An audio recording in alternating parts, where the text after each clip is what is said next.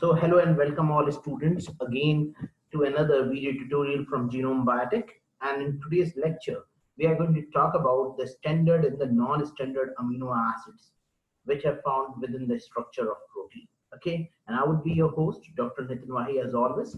Okay, so we are going to talk about firstly the standard amino acid. Just a revision from the previous lecture.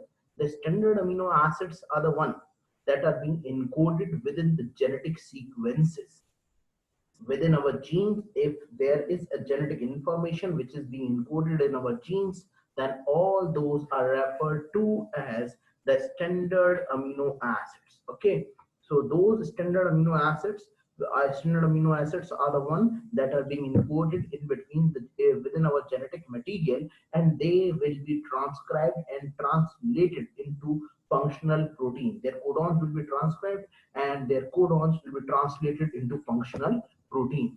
All of you can just write in the chat box that am I audible? Is the screen clear to you all or not? So that I can get some information from you all. Okay. The next important point is that in our study, we have come to know that there are 22 standard amino acids in nature. Okay, previously there were 20, but then there was a 21st standard amino acid which was being discovered. Which was the 21st standard amino acid to be discovered? The 21st standard amino acid to be discovered was referred to as selenocysteine. Then after selenocysteine, another amino acid was being discovered, and that amino acid was referred to as pyrrolysine. Okay, so now there is a 21st standard amino acid,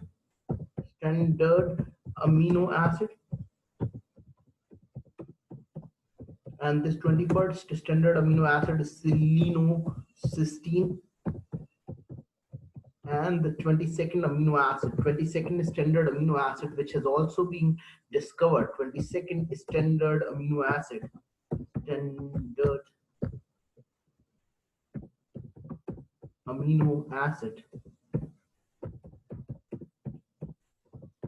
please do excuse me for the spell errors because I'm trying to it's pyrrolysine. Okay, pyrrolysine.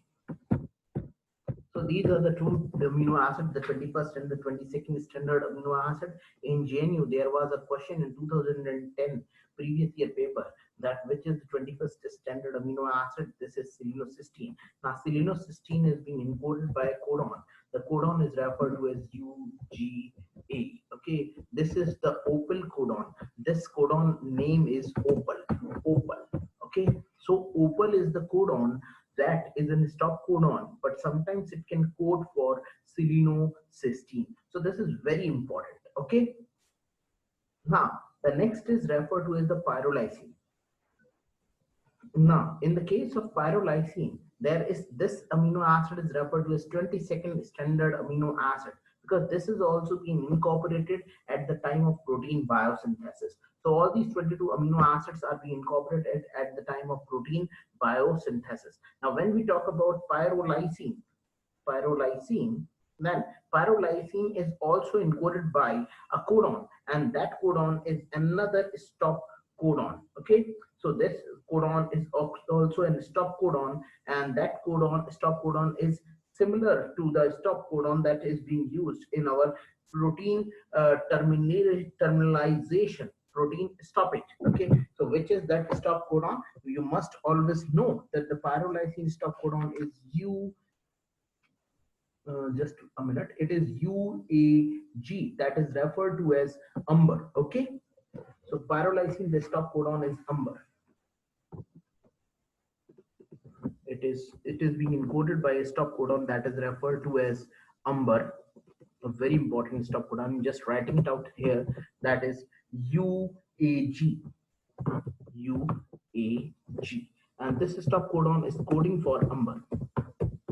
So sometimes these stop codons can also code for certain amino acids, that as in the case of selenocysteine and in the case of pyrrolysine. And my dear friends, always remember that each amino acid is given a triple letter or a single letter code For example, glycine has a triple letter code that is GLY and the single letter code is G. So similarly, selenocysteine has been given a single letter code that is referred to as SEC.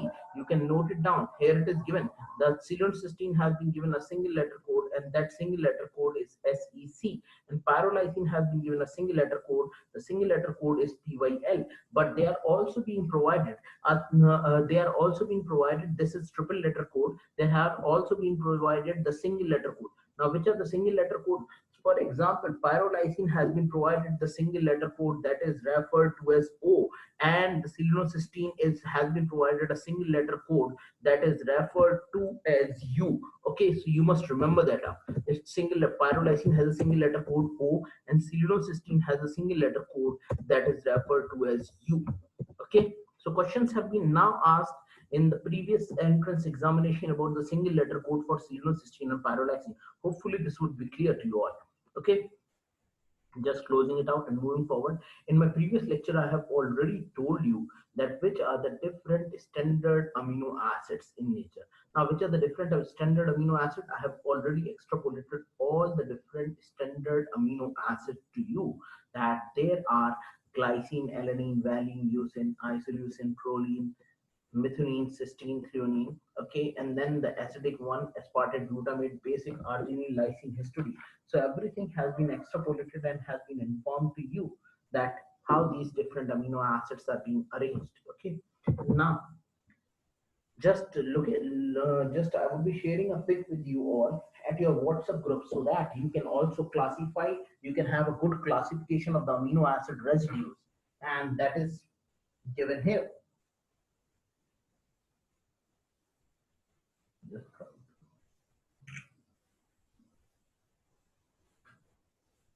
okay, so we can look at that particular pic, how to classify the different amino acid residues. I would be just opening the screen to show it to you, that how I had classified to memorize the different amino acid residues. And so I'm just looking at the pic that I just posted in your WhatsApp group, so that you can have a trick being you can make a trick, or you can effectively remember the other all the different types of amino acid residues. Now you can look here. The amino acid residues could be classified into polar and into non-polar types. Now, the polar amino acid residues differs from the non-polar amino acid residues, as the polar amino acid residues has different orientation. They have different number of molecules. You can look at uh, your group. I'm just trying to set up the things so that I can make you visualize all the things. Just a minute. Okay, here we are. Okay, I'm just sharing that particular screen with you all. Amu, okay, welcome Amu again. New screen. Okay, here we are. Just a minute. Now see, this is the classification which I have sent it to you on your WhatsApp group. You can see this on your screen on your mobile also.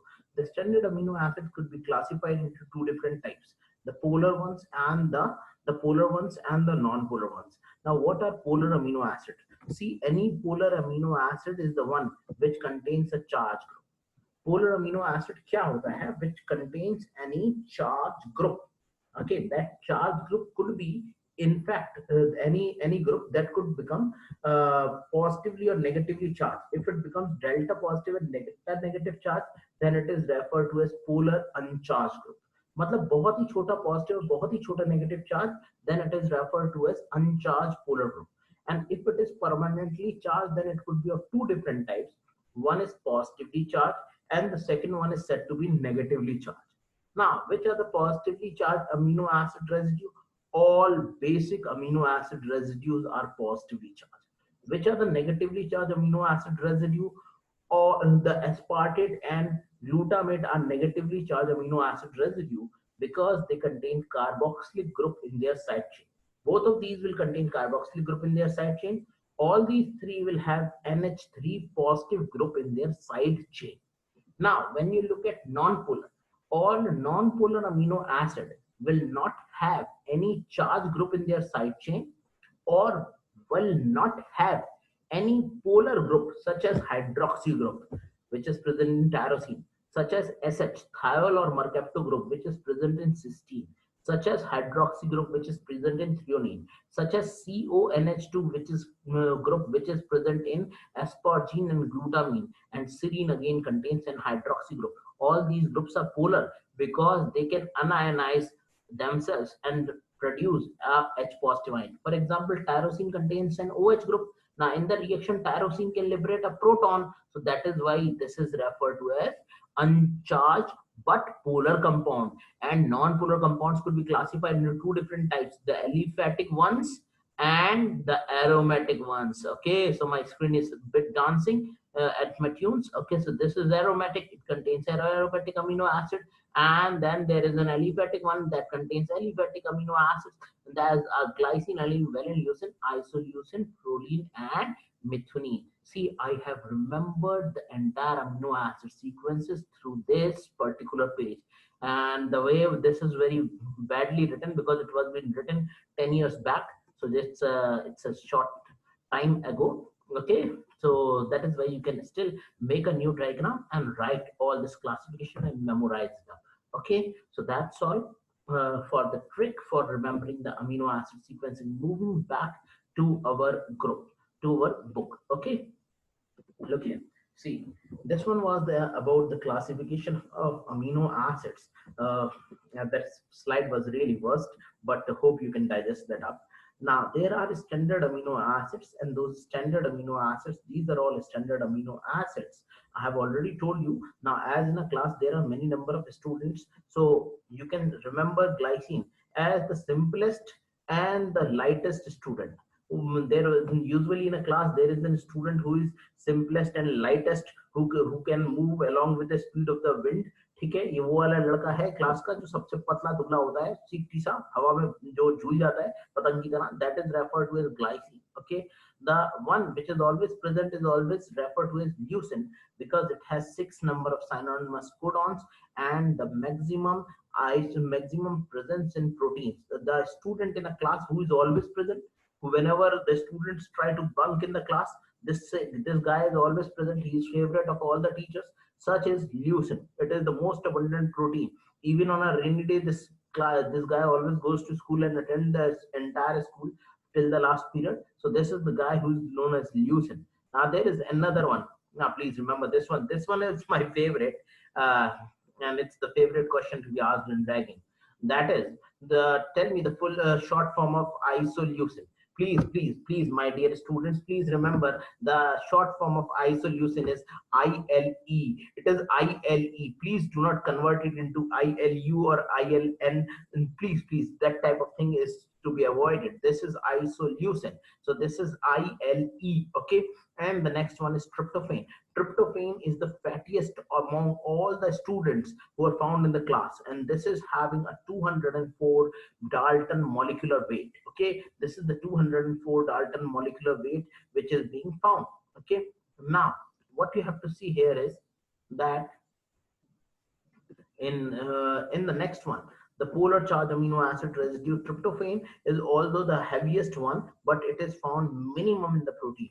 Can you tell me why tryptophan is found minimum in the protein and why leucine is found at the maximum in the protein? Because leucine has maximum number of codons, maximum number of synonymous codons codes for leucine. That is why it is found abundantly in protein. Tryptophan is found minimally in protein because tryptophan is encoded by the least number of codons. That is, it is being encoded by a single codon. Okay, so I'm just writing a note here. Leucine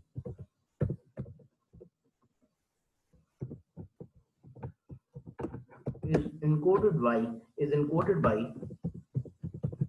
by 6 number of synonymous codons. Synonymous codons. Why? TRP, tryptophan is found of TRP. W is encoded by one codon. Okay, so it is being encoded by a single codon, and that is referred to as UGG. You must remember this. This is being encoded by a single codon. That's all. You must remember this one. That is why it is the most abundant amino acid. This is the rarest one. Now you can also say that, sir, methionine is also found to be encoded by only a single. Sir, please raise your voice. Okay, I'm raising my voice. I didn't know what is the voice issue again and again. Now please listen here. See, leucine is being encoded by 6 number of synonymous codon. Tryptophan is being encoded by a single codon. Now, tryptophan is being encoded by a single codon, that is UGG. Now, majority of the students can also think that, sir, the methionine, the first amino acid, the methionine is also being encoded by a single codon. For example, methionine is being encoded by AUG. But dear students, in each and every protein, methionine is the first amino acid to be produced because it is being encoded by the initiating codon, and the initiating codon is AUG. Okay, so this is not present in the rarest form. The rarest among all the different amino acid is tryptophan. So tryptophan is the rarest among all the different amino acids. Okay, so now my voice would be clear to you. Okay, the next one is negatively charged amino acid. See, the most negatively charged amino acid residue. The for example, I'm talking about a class in which n number of students are there. Okay, so this is a class in which there is always a student who always, whenever someone says, uh, whenever someone says that there would be an examination, this student always say, I am going to fail, man, this time I am going to fail. And that is referred to as aspartate. It has the least pH of 2.77. Okay, this person do not have any confidence. It has the least pH of 2.77. And arginine. Okay, whenever examination takes place, this person always used to say, I am going to top the examination this time. Okay, so this amino acid has the highest pH of 10.76. So I have told you with stories about certain amino acid, the slimmest of all amino acid, सबसे पतला दुबला amino acid, that is referred to as 75 Dalton glycine. The heaviest among all the different amino acids, tryptophan. Okay, the most acidic aspartate, the most basic arginine. Okay, now moving forward, now we are going to move forward. You have looked in upon the structure of different amino acids. I have already told it to you. Now we are going to move towards the non-standard amino acid. Now, what is this non-standard amino acid and how these non-standard amino acids are being produced? And what are these basically non-standard amino acids? How we can study about these non-standard amino acids? Any amino acid. Now, supposingly there are more than 300 amino acids which have been found in the case of cells. More than 300 amino acids have been found in cell. Okay, they have different types of roles and are also found in our body. For example, ornithine, citrulline, they are the intermediate in the case of urea cycle. But there are only 20 standard amino acids which have been known because they are being encoded in our genes. Okay, and then with the process of transcription and translation, they are being converted and incorporated into a polypeptide. Okay, so these are the different types of amino acids, and their derivatives are also being produced. For example, several derivatives of amino acid that you are visualizing here, whether it is 4-hydroxyproline, 4-hydroxylysine, or whether it is desmosine, or whether it is N-acetylserine, all these different types of derivatives are actually being produced. All these derivatives are being produced after the post-translational modification. Usually a protein undergoes post-translational modification and all these are being produced. That is also written here. Look here, in addition to 20 standard amino acids, protein may contain uncommon amino acids. There can be uncommon amino acids that could be present in protein. All these uncommon amino acids are being produced by the modification of standard amino acid. A very important point. All these are being produced by the modification of standard amino acid residues. Okay, so these amino acids are being modified and then incorporated into a polypeptide. So these are being modified and then incorporated. Now there are two different non-standard alpha amino acids which have been now converted into a standard amino acid, and those are selenocysteine and pyrolysin. So we are going to talk about selenocysteine and then we are going to talk about pyrolysin. Now, where is selenocysteine present? Okay, which are the enzymes that contain selenocysteine? Now, as the name indicates, selenocysteine. So the name says that it has certain resemblance with a molecule called as cysteine. You can look at the molecule that is referred to as cysteine. I would be just showing it to you. It has a resemblance with two molecules. One is referred to as the cysteine, another one is the selenium that you can find. Okay, so there I have underlined it out. Now look at the structure of selenocysteine. This is the structure of selenocysteine that you can find. In this, there is a molecule of selenium which is present. And along with the molecule of selenium, there is another molecule which is present. Sorry. Along with the molecule of selenium, you can find that this has a carbon precursor chain, and that carbon precursor chain is that of cysteine. So it has a carbon precursor chain. That carbon precursor chain is that of molecular cysteine. That is why the name has been provided to be selenocysteine. Just move this out. Just a second. Sorry. This is the selenium which is present. Now, selenocysteine has been found to be associated with two more different enzymes. One is referred to as glutathione peroxidase, another one is referred to as formate dehydrogenase. Okay, I would be using the underline tool because this tool is not working. Okay, so there are two different enzymes in which selenocysteine is present. One is referred to as glutathione peroxidase, another one is referred to as formate dehydrogenase. Both of them contain selenocysteine in their catalytic center. Pyrrolysine is similar to lysine and is present in some bacteria. It is being encoded by UAG codon. I told you now there was a codon which was referred to as UAG. Okay, probably my is it SEH? Ankita is asking a question. Is it SEH? Selenocysteine? No, it is just selenium. Just selenium is present. Only a single molecule of selenium is present. That is like this SE. There is a question in MCQ, Ankita. You look at the question. In that question, it is being given the molecular weight of the cysteine and that of the selenocysteine differs from each other because of the absence of which atom in between cysteine and selenocysteine. It is the hydrogen atom. So the selenocysteine lacks any hydrogen atom present within itself. Hydrogen atom is only present in this group, and this group is referred to as thiol group, also referred to as the Mercapto group. This is the thiol or the Mercapto group which is present in the case of cysteine. Okay. Now moving forward, please look here why these have been incorporated into the standard amino acid. Why these amino acids have been called as now the standard amino acid. These have been now called as the standard amino acids because they are being incorporated into protein biosynthesis machinery. Okay. Okay. Priyanshi Sisodia, it's showing. Okay, let me check that. Okay, I will answer you. I will answer you that after checking it out. Okay. So it is being encoded by UAG. Okay. Next point. Titration of amino acid. I have already told you titration about the titration of amino acid. Now see this. There is the point which is given here. See this. Since selenocysteine is incorporated into polypeptide during translation, I will get to that point in your group. Do not get confused with that. I will answer that point.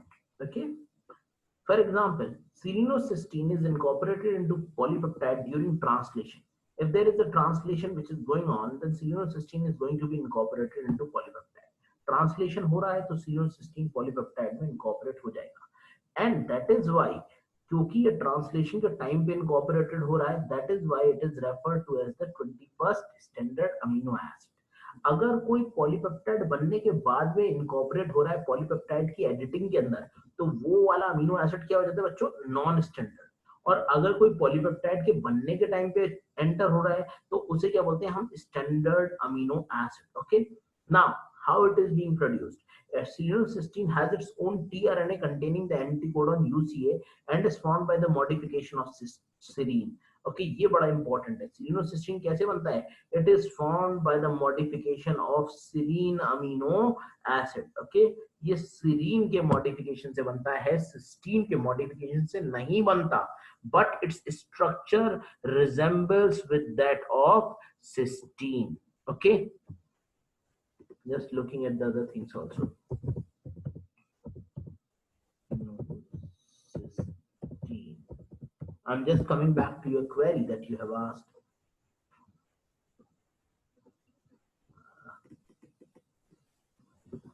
Let me get the structure.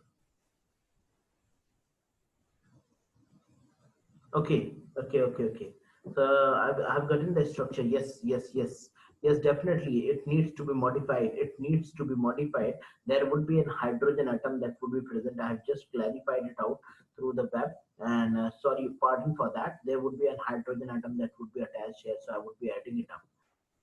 Thank you for informing me up, because this is given wrong here, and I'm not having the scanned copy of the new Pathfinder. Just a minute. I'm just putting that hydrogen at its right place. Yes, now this would be the correct annotation for this particular molecule. That question in the MCQ has also been removed. I have just checked the MCQ. Okay, you can also check it out and then inform me. Okay, now moving forward, we have already seen how the titration of the amino acid is being performed, and what happens with the titration of amino acid, how we can determine the middle point that is referred to as the isoelectric point. So what is this isoelectric point and how we can determine that isoelectric point that we have seen? Now, what we are going to do is that now we are going to move forward. Now, after the titration of amino acids, we are going to move towards another very important property, the UV light absorption by different amino acid residues. Now, each and every amino acid residue cannot absorb the UV radiation. The amino acid residue that can absorb the UV radiation must possess particular characteristic feature. Now, which is that characteristic feature? Any compound that is aromatic in nature, has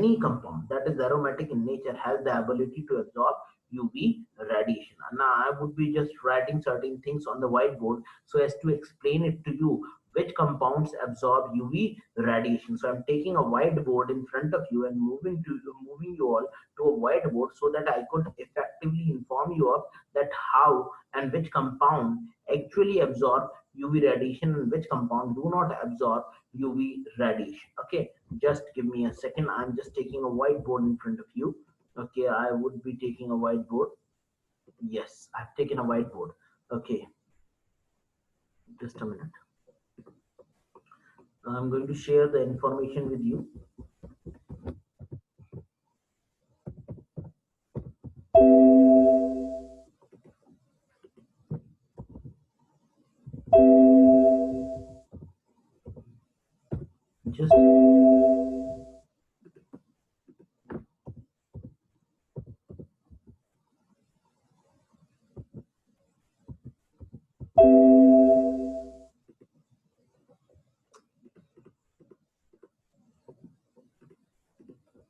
Just copying certain materials so that I can inform you of. This is from my book that I'm writing.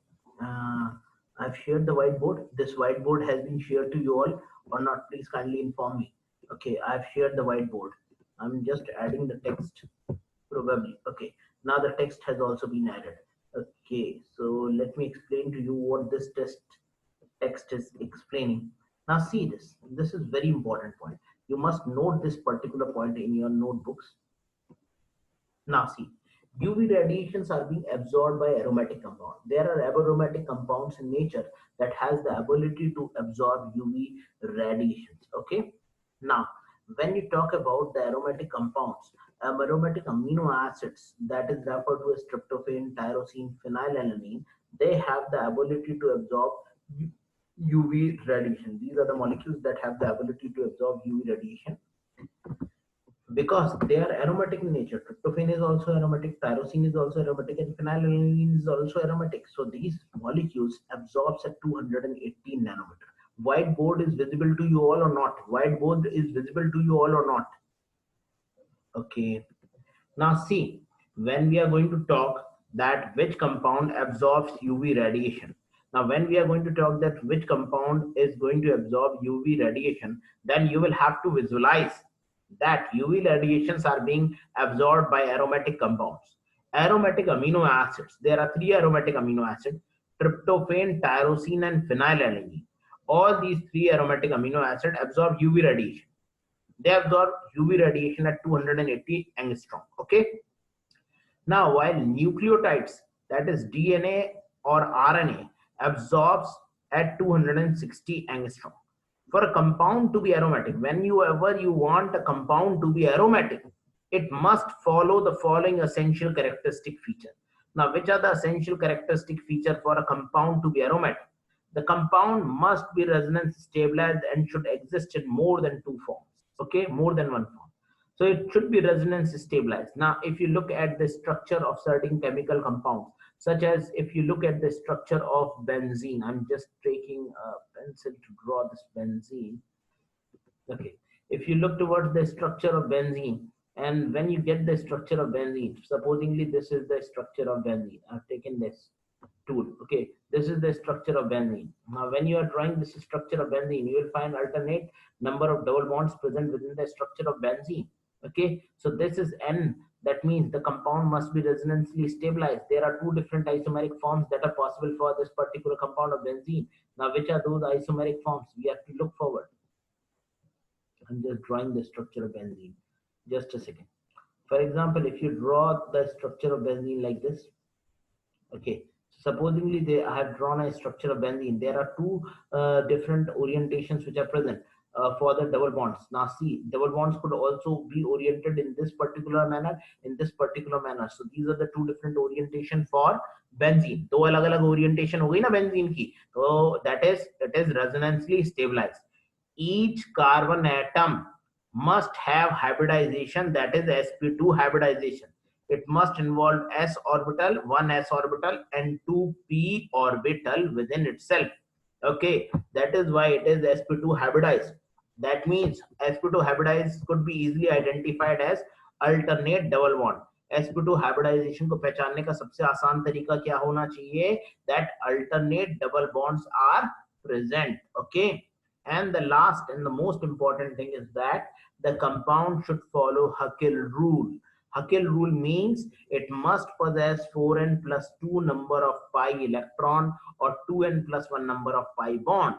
For example, अगर हम बात करते हैं सबसे पहले structure की जिसका नाम होता है benzene. Benzene, the n is taken to be 1. When n is taken to be 1, the number of electrons becomes 6. The number of bonds, the number of electrons becomes 6. So each bond has 2 electrons. So 3 bond means 6 electron, or the number of bonds are 3. When you take the case of another molecule, that is referred to as naphthalene. Now I'm drawing the structure of naphthalene. Do you know that structure of naphthalene? This is simple. Just join the two benzene rings together with each other. You will get a structure of another aromatic compound that is referred to as naphthalene. Now see, substitute the value of n equal to 2. N means number of rings. When you substitute the value of n equal to 2, how much you are going to get? 4 to the 8 plus 2 would be 10. That would be 10. That means the number of pi electrons will be 10. How many number of pi electrons? 10. How many number of pi bonds? 5. So see, you can visualize the number of pi bonds. How many number of pi bonds are there? 5. So this is an aromatic compound. Okay, so any aromatic compound can absorb UV radiation. Okay, that's good, that's fine. Now any compound which shows resonance stabilization as well as shows alternate double bonds present in its structure can also absorb UV radiation to a minimum amount, to a minimum level. Now UV radiation have a wavelength of 100 to 400 nanometer, as well as there are three different UV radiation. One is referred to as UVA, another one is called as UVB, the third one is referred to as UVC. Okay, now see this. In the case of UVA, 315 to 400, UVB 280 to 315, and UVC, the wavelength is 100 to 280 nanometer. So this is all the information about aromaticity. Okay, now moving forward on our topic, that is on Pathfinder. In Pathfinder, what is given? In Pathfinder, you can look forward. Okay, now Pathfinder would be visible to you all on the screen. You can just inform me. Aromatic amino acids such as tryptophan, tyrosine, and phenylalanine absorbs UV radiation. So all the different aromatic amino acids have the ability to absorb the UV radiation. You're getting the point. So they can absorb UV radiations. This is how these aromatic amino acids are going to absorb UV radiation. Almost all amino acids absorb UV radiation at 280 nanometer, whereas phenylalanine absorbs UV radiation at 257.4 nanometer. Now, in new Pathfinder, exact values have been modified for tryptophan as well as for tyrosine, so you can memorize those values. But approximately both these values are equivalent to 280 nanometer, whether you call it 279.6 or you call it 281.2. All those are approximately equals to 280 nanometer. Now see, you can look at the absorption maxima. This is the absorption maxima and this is the wavelength. On the x-axis you are finding that there is a wavelength which is present. On the y-axis you are finding there is an absorbance which is present. Now in the case of x-axis, when you're comparing it out, then what you are getting it up is that tryptophan is absorbing almost 5 to 6 times more than that of tyrosine. All these values have been modified. Okay, so that can be seen in your new Pathfinder because those are the newly observed values. Okay, now tryptophan absorb much more as compared to tyrosine. Can anybody tell me why tryptophan absorbs much more as compared to tyrosine? Now see, tryptophan has gotten two rings present within itself. Okay, why students are moving out in it? Okay, tryptophan has gotten two rings present within itself. Now, which are the two rings which are present within it, within the tryptophan?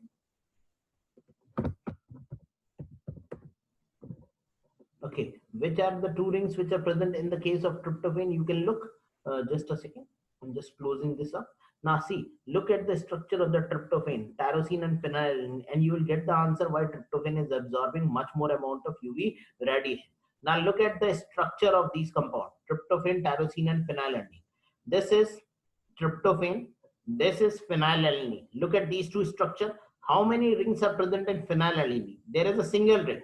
How many rings are present in tryptophan? There are two rings which are present in tryptophan. अब भाई phenylalanine में कितनी ring है? एक है. Tryptophan में कितनी ring है? दो हैं. तो यहाँ पर कौन ज्यादा UV radiation को absorb करने वाला है? Of course, tryptophan is going to absorb much more UV radiation because it has gotten two rings present within itself. Now compare this with that of tyrosine. Look at the structure of tyrosine. See this tyrosine, it has also gotten a single ring, double ring. That means more resonance stabilization, thus can absorb more UV radiation as it is much more is resonance stabilized. Okay, now moving forward, what we are going to see. So the tryptophan absorbs much more UV radiation, approximately 4 to 5 times more as compared to tyrosine. Okay, so absorbance at 280 nanometer, I'm just going to increase the size. So absorbance at 280 nanometer is used for detection quantification of purified proteins. So you can purify the protein, you can identify that the purine is purified or not by measuring the absorbance at 280 nanometer. The absorbance of each protein depends upon number and position of its aromatic amino acid. Now there is one very important thing. In each protein, there are peptide bonds which are present, and those peptide bonds have an ability to absorb the lower UV radiation or the X radiation at 119 nanometer. So the best method to quantify the proteins is to measure the absorption of electromagnetic radiation at 119 nanometer. Okay, the UV light absorption method has also been used to quantify the proteins. You can see there it's written. Absorbance at 280 nanometer is used for detection and quantification of the purified protein. So this method has been used. Okay, so but the problem is that there are certain proteins which do not have any of these three aromatic amino acid, whether it is tryptophan, tyrosine, or phenylalanine. Then what to be done? Then the absorbance at 200 and then the absorbance at 190 nanometer in accordance to the peptide bond could be used to depict if there is a presence of protein or not.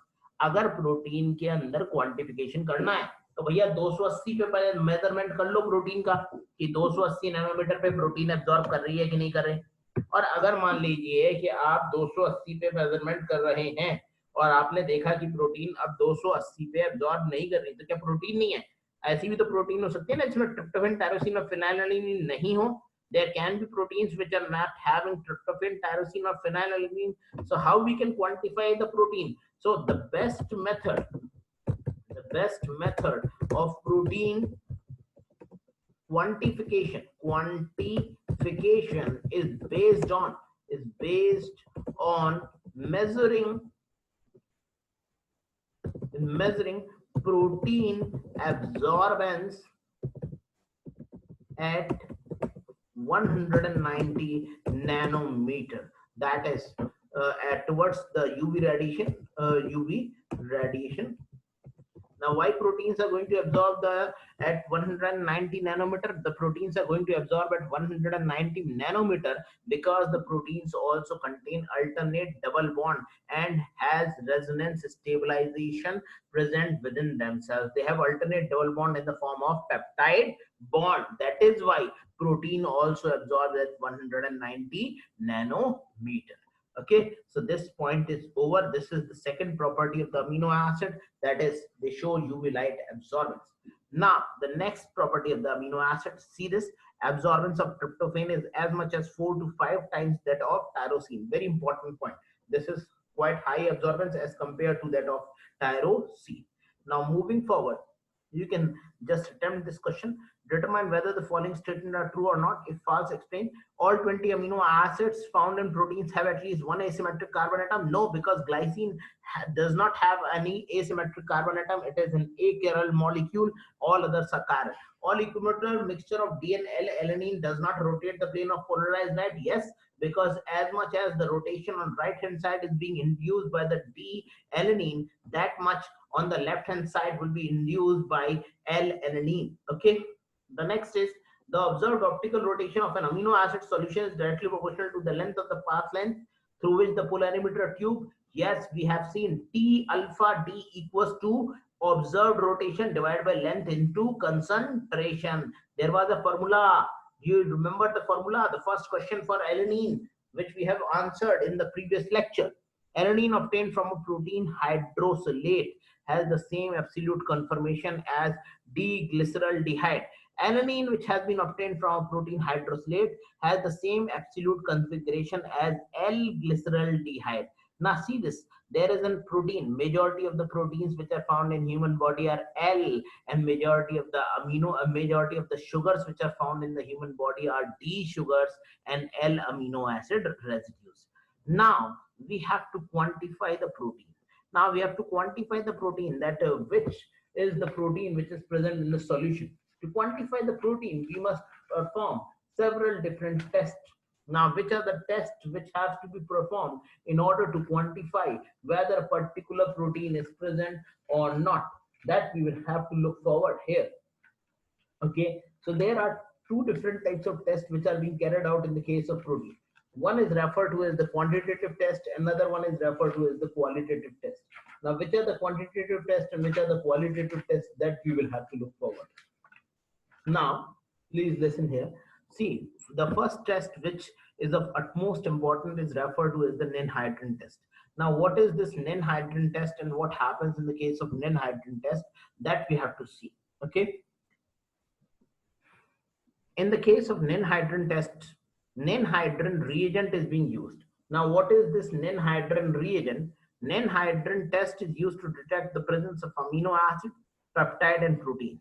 So all those amino acid or peptide or proteins could be determined by with the Nenhydrin test. It is both a quantitative as well as a qualitative test. So when we are going to talk about Nenhydrin, one very important point about Nenhydrin test is that it is both a qualitative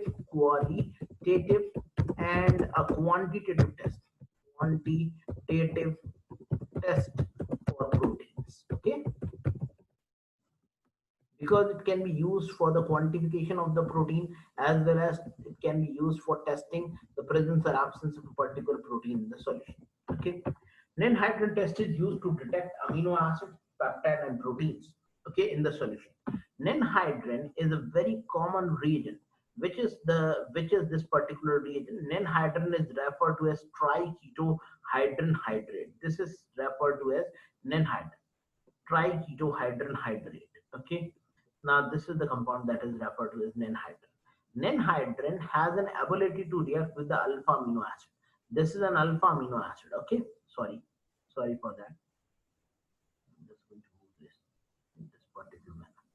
Okay, this is an alpha amino acid that is present. Now, in this alpha amino acid, the anhydride is going to show the reaction with the alpha amino acid because this is an alpha carbon.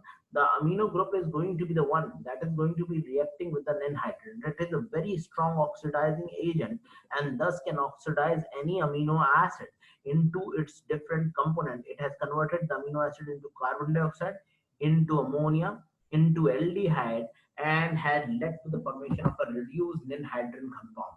This reduced ninhydrin can also react with ninhydrin and the ammonia which was being released. There was an ammonia which was being released. Now, where from this ammonia has been released? Look at the above reaction.